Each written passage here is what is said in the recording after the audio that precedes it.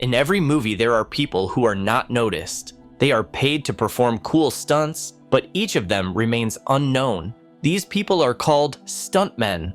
This Pennywise recaps, and today we're reviewing the comedy drama The Fall Guy. Get ready for incredible plot twists.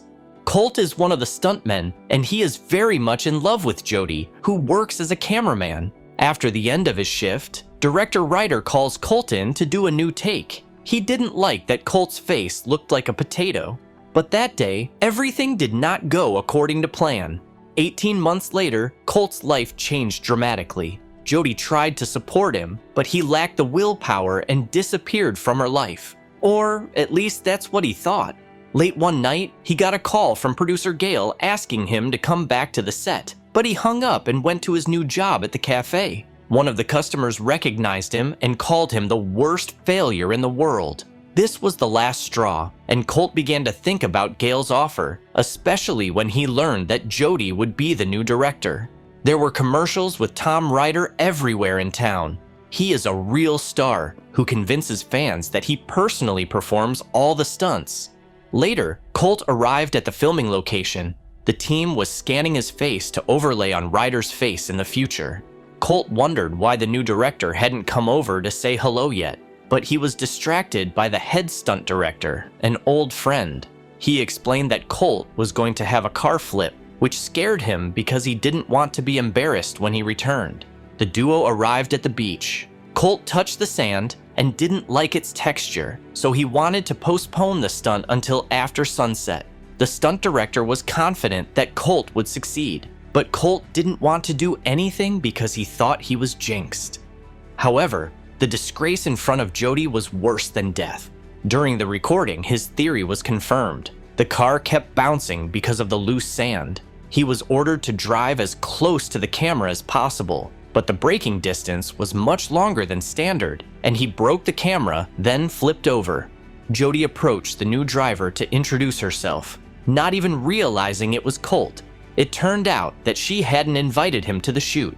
An awkward conversation ensued, after which Jody asked to bring a new stuntman, but no one else was there except Colt. They had to work together. Colt found out that the plot of the movie was incredibly similar to their relationship, which made him feel sick. Jody was setting him on fire take after take, and he realized that she was taking revenge, but he had to do his job. Late in the evening, he met Gail, who admitted that she had lied about Jody inviting him over. In fact, Jody was happy to see him, she just didn't show it. The reason for her invitation was that Ryder had disappeared, tangled up with some very suspicious people. Colt offered to go to the police, but Gail couldn't do that because the studio would find out that she was way over budget and shut down the production. Only Colt could find Ryder. Gail gave the key to Ryder's house to Jody to save the movie. In the parking lot, Colt saw Jody, and the days they had been together flew before his eyes. In the midst of his memories, Jody approached him. She saw that he had recently cried and apologized for setting him on fire. She even asked permission to sit in the front seat. Colt said he was sorry for disappearing for a year and a half. He just couldn't find the right words to talk. He vowed to help make the movie. A little later, Colt arrived at Ryder's house. The house was full of props from previous movies. Suddenly, he was attacked by a girl with a katana, and he was sure he had seen her before. The girl said that she played the main role in the movie and was Ryder's girlfriend. Colt tried to explain that he was not Ryder, but a stuntman, but the girl still tried to kill him with a prop sword. She said that lately Ryder had been paranoid that someone was trying to kill him. While Colt was trying to remove the shards of glass, he asked where he could find Ryder. The girl mentioned that it was neon night at the club, and Ryder always hangs out with a guy named Dune. Colt skillfully played the role of Ryder, and no one noticed the switch. Dune turned out to be a dealer. Colt immediately said that he was a stuntman, and Dune offered him a drink. After one sip, Colt's eyes began to darken, and he realized that he had been poisoned. He rushed to attack, knocking out all the bandits. Colt ran after Dune, who was trying to escape in a car. Colt jumped over the fence and stood on the roadway. Frightened, Dune said that he was hired by Ryder's security to drug him. Ryder is now in a hotel, but the rooms are always different. The only problem is that the effect of the substance in Colt's blood will not disappear soon, and he and the unicorn went looking for Kevin. Luckily, Jody was also staying at the hotel and noticed Colt's strange behavior, but their conversation was interrupted by Gail and taken away by Jody. Colt immediately went in search of Kevin, but the key card didn't work. He had to go back to the reception and get a new card. However, it didn't work either, and he used the steel lever to open the door under the unicorn's watchful eye. Colt looked around the room and saw that it was too late. The man was already dying in the bathroom. He told Gail and was about to call the police, but Gail told him not to. Fortunately, the police were already there, but when they entered the room, the body was gone. The next day, another shoot began. Colt wanted to talk about everything, but seeing Jody excitedly talking about her movie made him keep quiet and do what he does best, act in the movie. His relationship with Jody clearly improved, and the filming day ended successfully. The whole group decided to go to karaoke, and Colt was invited too. During the break, Gail approaches him. She wants him to leave before the situation escalates. Colt can't leave because he promised to come to the karaoke. He doesn't want Jody's dream to be ruined, so he decides to find Alma. Alma tells him about the day Ryder disappeared and even found his phone, which probably contains the real information. She is ready to give the phone in exchange for the producer's position, but they are stunned and Alma is kidnapped by the garbage men. Colt, catching his breath, gives chase with his trained dog. The dog is critically injured, and Colt jumps into a car. He tries to interrogate the man, but he says nothing. The bandit wants the video, but the dog comes to the rescue again. Meanwhile, Gail tells Jody that she gave the tickets to Colt, and he is on his way home, although in reality, he just changed into the Silver Surfer and struggled to get into the tank. Alma tries to help him, but the tank flips over and they are almost flattened. Perhaps Colt has a superpower in the form of luck, because not only is he not hurt, but his phone is still intact. He runs frantically to the karaoke, but Jody has already left. He asks Dan to hack into Ryder's phone. He replies that Venti can do it. However, she calls it a safe, and it will take about 3 days to break in, or you need to enter a password. Colt assumes that the password is on one of the sticky notes in Ryder's house. There are so many post-its that Dan's help is needed. A little later, Dan finds the password. One of the videos showed Ryder's new stand-in, who was lying in the bathroom. During the party, Ryder accidentally kills him, and the video cuts off. Meanwhile, armed men are parking on the street. The news reports that a body has been found, and the main suspect is Colt, who was seen leaving the room.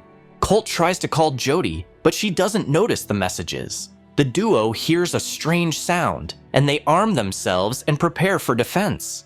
One of the bandits hits the phone directly. They knock out all the bandits, and when the last one has used up all his bullets, Colt orders them to put down their weapons. Dune runs to catch the dog while the bandit pulls out his gun and fires 3 shots, not realizing that there are no bullets inside. Colt tries to hide on a neighboring yacht where Ryder was vacationing. It turns out that he hired these people to get his phone back. Colt does not answer, otherwise they will kill him. Then Ryder says that he never liked it when Colt tried to outshine him. He was the one who set up the tragedy that broke Colt's back. Henry was the same way. Gail found out about it and came up with a plan to save his reputation. Colt was scanned to prepare a future murder dipstick, but the whole plan went awry when it turned out that the phone had been destroyed. They begin to pour gasoline on Colt, even give him a little to drink, which was a big mistake. Colt breaks free and steals the boat. Driving the boat backwards, hides in the port and calls Jody. He tells her that he used to think he was a real star who did everything the director wanted, but he realized that he was not immortal. He left Jody's life because he was sure that she had fallen in love with another version of Colt, but he still loves her and hopes that she will have a happy ending. The bandits hit the boat, creating a big explosion. Gail is told that the mission is over, but Colt manages to escape at the last moment. The altered video begins to be shown on television, clearing Ryder's reputation. The next day, mercenaries arrive at the set to find Dan. The alien sneaks into Jodi's trailer and she starts to beat him, but the alien shows a sign that only she knows because he was wearing a Colt under his mask. He tells her that Ryder killed the stunt double. No one but her knows that he survived, and he suggests that Jodi finish the movie with Ryder because her work needs to be done. Maybe it will inspire other people and they will become directors too. Jodi kisses him, but they are interrupted by Gale. Colt puts on his ET costume and hides around the corner. When Gale leaves, Jodi explains how the shooting will go and mentions that Ryder always forgets to wear a microphone. This is how they can get a confession to the murder. During the filming, Colt gets into the car to complete the final stunt. Dan has set up smoke bombs in advance, preventing the mercenaries from catching up with Colt. Ryder is not very smart and almost immediately confesses to the murder, ending the sentence with his name. After that, Colt successfully completes the crazy stunt. Gale, threatening him with a gun, takes the tape, but all the other stuntmen attack the mercenaries. At this point, Ryder gets into the helicopter and takes off. Colt is ready to take a chance and jumps on the helicopter, which causes the helicopter to spin. Now Colt steals the recording and jumps on a pre-prepared cushion.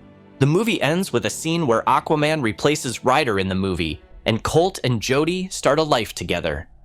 Thank you for being with us. Subscribe to the channel, like us, and be sure to click on the bell to stay up to date with our new videos.